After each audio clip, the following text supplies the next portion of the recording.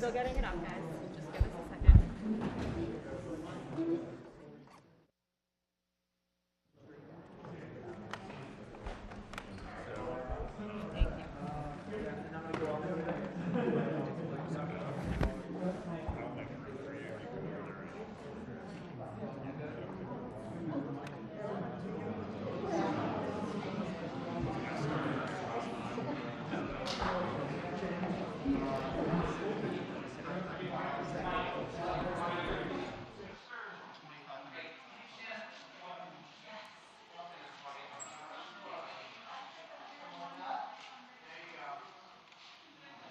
Okay, this is a lectern audio check. Testing 1, 2, 3, 4, 5. You guys all good? You're good. Yes. All right.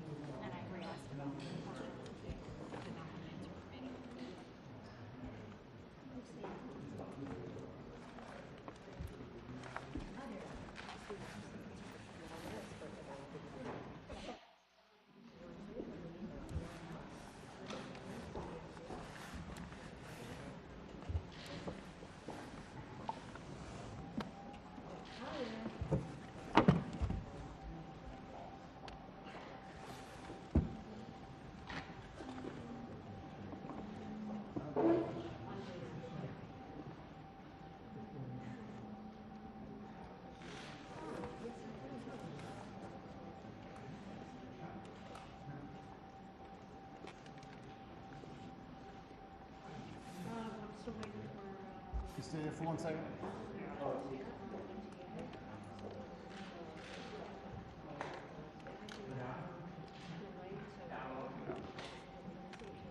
Thank you. You guys good? Okay.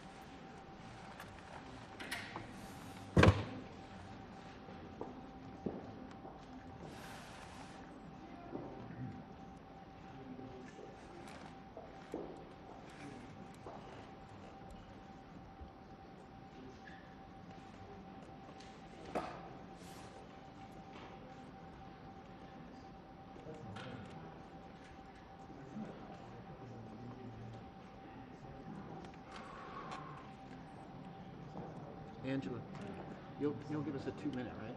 Yep. Okay, thank you.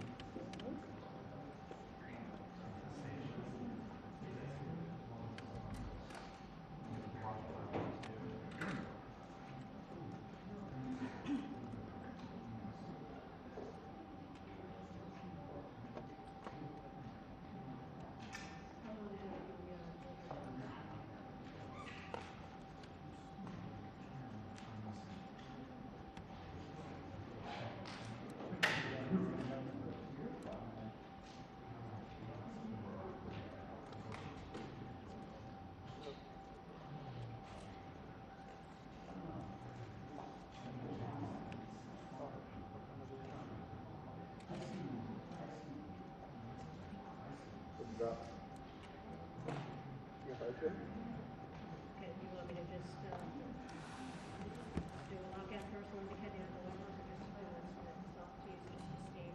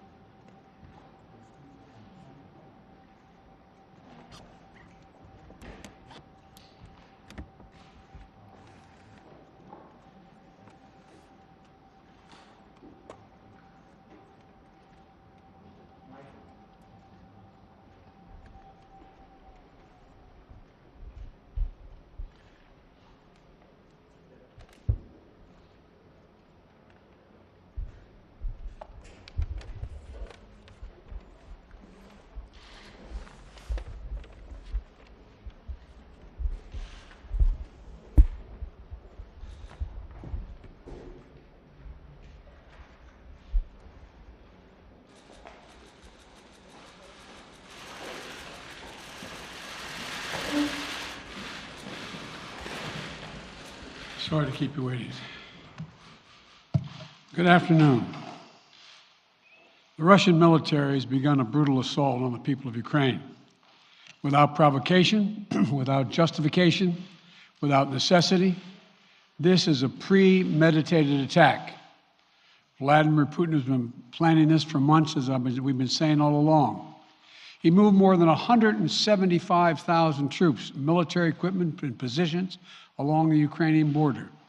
He moved blood supplies into position and built a field hospital, which tells you all you need to know about his intentions all along. He rejected every good faith effort the United States and our allies and partners made to address our mutual security concerns through dialogue to avoid needless conflict and avert human suffering. For weeks, we have been warning that this would happen. And now it's unfolding largely as we predicted. In the past week, we've seen shelling increase in the Donbass, a region in eastern Ukraine controlled by Russian-backed separatists. The Russian government has perpetrated cyber attacks against Ukraine. We saw a staged political theater in Moscow, outlandish and baseless claims that Ukraine was about to invade and launch a war against Russia, that Ukraine was prepared to use chemical weapons, that Ukraine committed a genocide. Without any evidence, we saw a flagrant violation of international law in attempting to unilaterally create two new so-called republics on sovereign Ukrainian territory. And at the very moment that the United Nations Security Council was meeting to stand up for Ukraine's sovereignty, to stave off invasion, Putin declared his war. Within moments, missile strikes began to fall on historic cities across Ukraine. Then came the air raids, followed by tanks and troops rolling in. We've been transparent with the world. We've shared declassified evidence about Russia's plans and cyber attacks and false pretexts so that there could be no confusion or cover-up about what Putin was doing. Putin is the aggressor. Putin chose this war, and now he and his country will bear the consequences. Today, I'm authorizing additional strong sanctions and new limitations on what can be exported to Russia. This is going to impose severe cost on the Russian economy, both immediately and over time.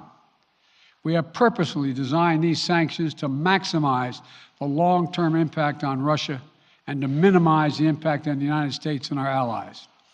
And I want to be clear, the United States is not doing this alone. For months, we've been building a coalition of partners representing well more than half the global economy. 27 members of the European Union, including France, Germany, Italy, as well as the United Kingdom, Canada, Japan, Australia, New Zealand, and many others, to amplify the joint impact of our response. I just spoke with the G7 leaders this morning, and we're in full and total agreement. We will limit Russia's ability to do business in dollars, euros, pounds, and yen to be part of the global economy. We'll limit their ability to do that. We're going to stunt the ability to finance and grow the Russian military.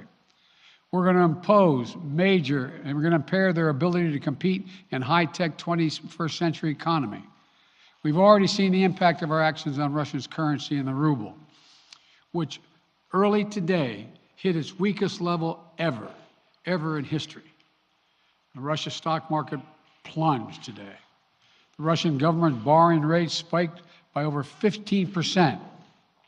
In today's actions, we've now sanctioned Russian banks that together hold around $1 trillion in assets. We've cut off Russia's largest bank, a bank that holds more than 1/3 of Russia's banking assets by itself, cut it off from the U.S. financial system.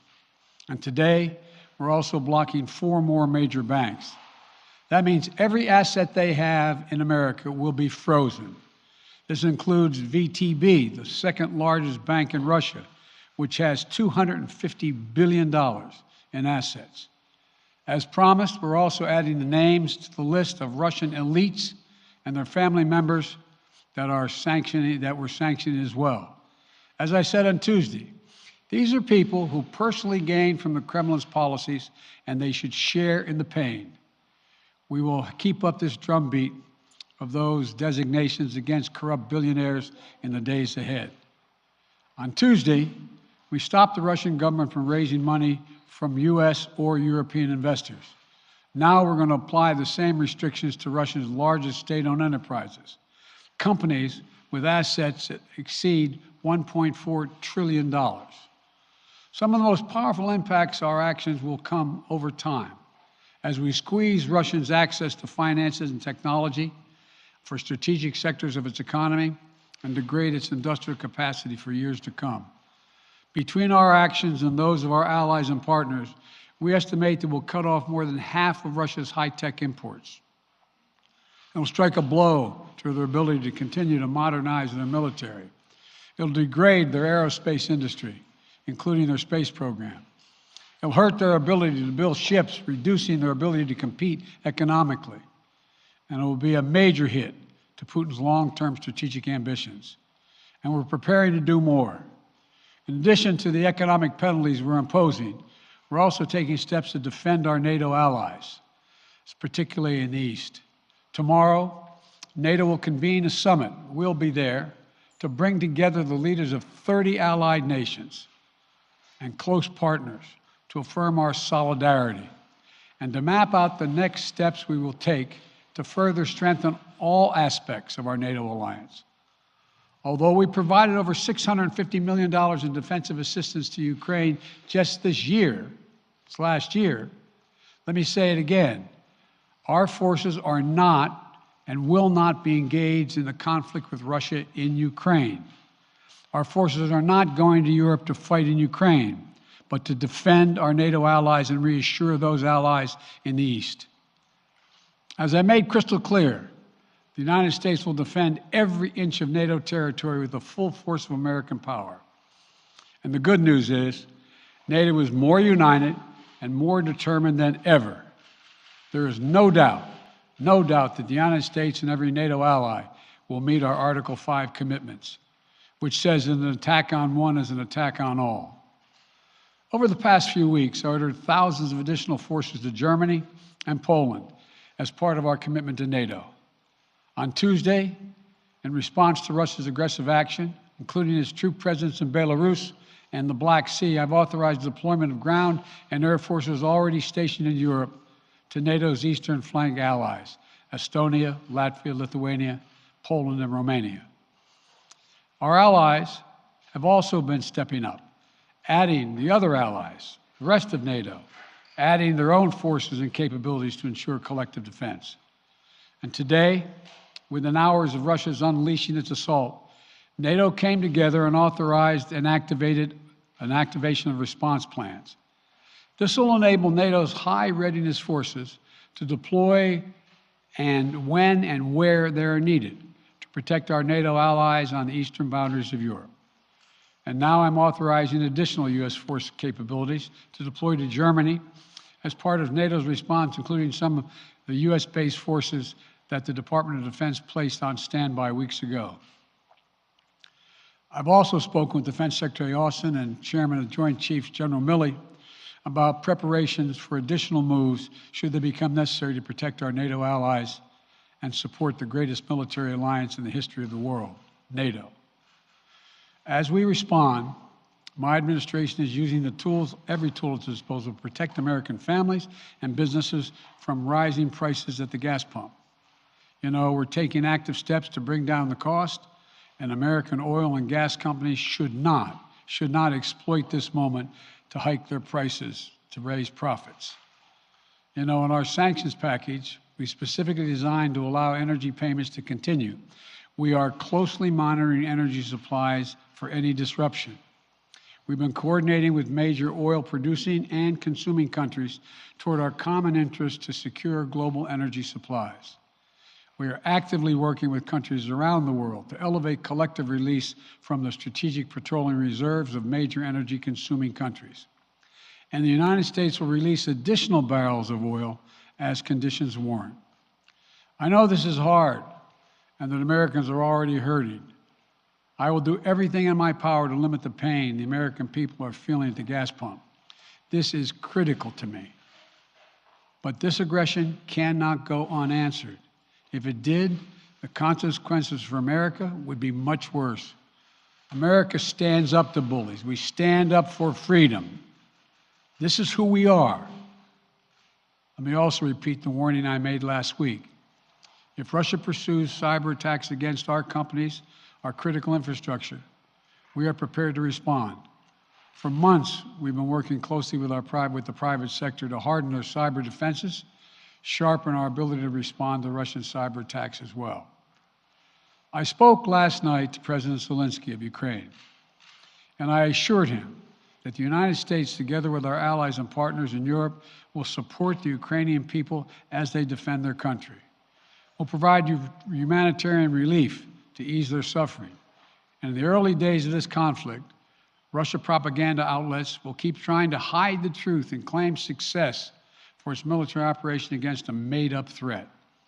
But history has shown, time and again, how swift gains in territory eventually give way to grinding occupations, acts of mass civil disobedience, and strategic dead ends.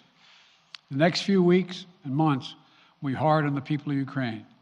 Putin has unleashed a great pain on them, but the Ukrainian people have known 30 years of independence, and they have repeatedly shown that they will not tolerate anyone who tries to take their country backwards. This is a dangerous moment for all of Europe, for the freedom around the world. Putin has committed an assault on the very principles that uphold the global peace. But now, the entire world sees clearly what Putin and his Kremlin allies are really all about. This was never about a genuine security concerns on their part. It was always about naked aggression, about Putin's desire for empire by any means necessary, by bullying Russia's neighbors through coercion and corruption, by changing borders by force, and ultimately by choosing a war without a cause. Putin's actions betray his sinister vision for the future of our world, one where nations take what they want by force. But it is a vision that the United States and freedom-loving nations everywhere will oppose with every tool of our considerable power. The United States and our allies and partners will emerge from this stronger, more united, more determined, and more purposeful. And Putin's aggression against Ukraine will end up costing Russia dearly, economically and strategically. We will make sure of that. Putin will be a pariah on the international stage. Any nation that countenances Russia's naked aggression against Ukraine will be stained by association. When the history of this era is written, Putin's choice to make a totally unjustifiable war on Ukraine will have left Russia weaker and the rest of the world stronger. Liberty, democracy, human dignity, these are the forces far more powerful than fear and oppression. They cannot be extinguished by tyrants like Putin and his armies. They cannot be erased by from people's hearts and hopes by any amount of violence and intimidation. They endure. In the contest between democracy and autocracy, between sovereignty and subjugation, make no mistake, freedom will prevail. God bless the people of a free and democratic Ukraine, and may God protect our troops. Mr. President. Associated Press, Zeke. So do you have any plans to speak with President Putin at this point? And what interactions have you had with the Russian government? I heard the first part. Do I have any plans to speak with Putin at this point, and what? What communications have you had with the Kremlin as far as military operations in Ukraine and making sure this does not spiral into a larger conflict? Well, it's a large conflict already. The way we're going to ensure it's not going to aspire to a larger conflict is by providing all the forces needed in the Eastern European nations that are members of NATO. NATO is more united than it's ever been, and I have no plans to talk with Putin. Wall Street Journal, Tarina. Mr. President, you didn't mention SWIFT in your sanctions that you announced. Is there a reason why the U.S. Isn't doing that? Is there a disagreement among allies regarding SWIFT and whether Russia should be allowed to be a part of it? The sanctions that we've proposed on all their banks have of equal consequence, maybe more consequence than SWIFT number one. Number two, it is always an option, but right now that's not the position that the rest of Europe wishes to take. Cecilia Vega, ABC. Sir, sanctions clearly have not been enough to deter Vladimir Putin to this point. What is going to stop him? How and when does this end? And do you see him trying to go beyond Ukraine? And a second question I'll just give to you now. This statement that he gave last night, the threat that he gave, the West will face consequences greater than any you have faced in history. Is he threatening a nuclear strike? I have no idea what he's threatening. I know what he has done, number one. And number two, no one expected the sanctions to prevent anything from happening. It has to show, this is going to take time, and we have to show resolve so he knows what's coming. And so the people of Russia know what he's brought on them. That's what this is all about. This is going to take time. It's not going to occur, he's going to say, oh my God, these sanctions are coming, I'm going to stand down. He's going to test the resolve of the West to see if we stay together, and we will. We will, and it will impose significant costs on him. Will he go beyond Ukraine, sir? Do you see him going beyond? Yes. Two topics, just really quick. First, markets are down and gas prices are up. I know you always stress the difference between Wall Street and Main Street, but everybody seems to be in for some economic pain. How economically painful is it going to get for people in this country? And I do have one more question. First of all, there's no doubt that when a major nuclear power attacks and invades another country, that the world is going to respond, and markets can respond all over the world. So there's no doubt about that, number one. Number two, the notion that this is going to last for a long time is highly unlikely as long as we continue to stay resolved in imposing the sanctions we're going to impose on Russia, period. What's your next question? I'm sorry. The next question is, did you underestimate Putin, and would you still describe him the way that you did in the summer as a worthy adversary? At the time, he was, I made it clear, as an adversary, and I said he was worthy. I didn't underestimate him. And I've read most of everything he's written. Did you read the, I shouldn't, I'm not being a wise guy. You heard the speech he made, almost an hour's worth of speeches, why he was going into Ukraine. He has much larger ambitions in Ukraine. He wants to, in fact, reestablish the former Soviet Union. That's what this is about. And I think that his ambitions are completely contrary to the place where the rest of the world has arrived. You're confident that these devastating sanctions are going to be as devastating as Russian missiles and bullets and tanks? Yes, Russian bullets, missiles, and tanks in Ukraine. Yes, I am. Thank you, President Biden. If sanctions cannot stop President Putin, what penalty can? I didn't say sanctions couldn't stop him. You've been talking about the threat of these sanctions for several weeks now. Yes, but the threat of the sanctions and imposing the sanctions and seeing the effect of the sanctions are two different things. They're two different things. And we're now he's going to begin to see the effect of the sanctions. And what will that do? How will that change his mindset here, given he's because attacking it will so Ukraine weaken his country that he'll have to make a very, very difficult choice as to whether to continue to move toward being a second-rate power or, in fact, respond.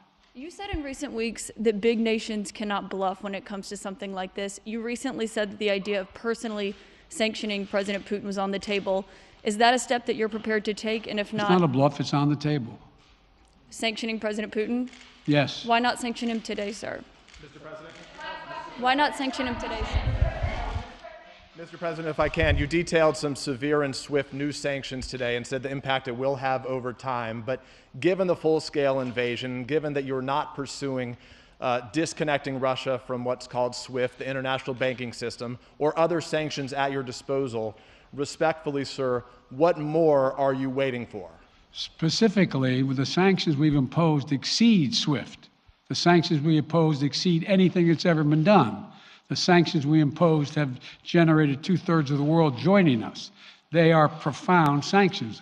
let's have a conversation in another month or so to see if they're working. Yes. Can I ask you about Zelensky? Sir, you spoke to Vladimir Zelensky yesterday, sir. What's the risk that we are watching the beginning of another Cold War, and is there now a complete rupture in U.S. and Russian relations? There is a complete rupture right now in U.S.-Russian relations if they continue on this path that they're on. And in terms of a Cold War, that depends. You have the vast majority of the rest of the world in total opposition to what he's doing, from Asia to South America to Europe to around the world. And so it's going to be a cold day for Russia. The idea, you don't see a whole lot of people coming to his defense. And are you, if I could follow up, sir, are you urging China to help isolate Russia? Are you urging China to help isolate Russia? I'm not prepared to comment on that at the moment.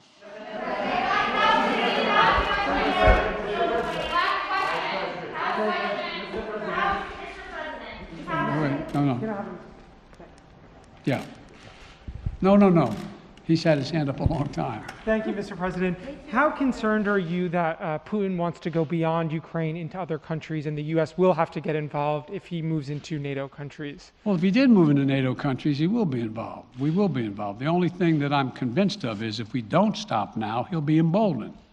If we don't move against him now with these significant sanctions, he will be emboldened. And look, you know, well, anyway. And can you talk anything more about your conversation? Mr. President.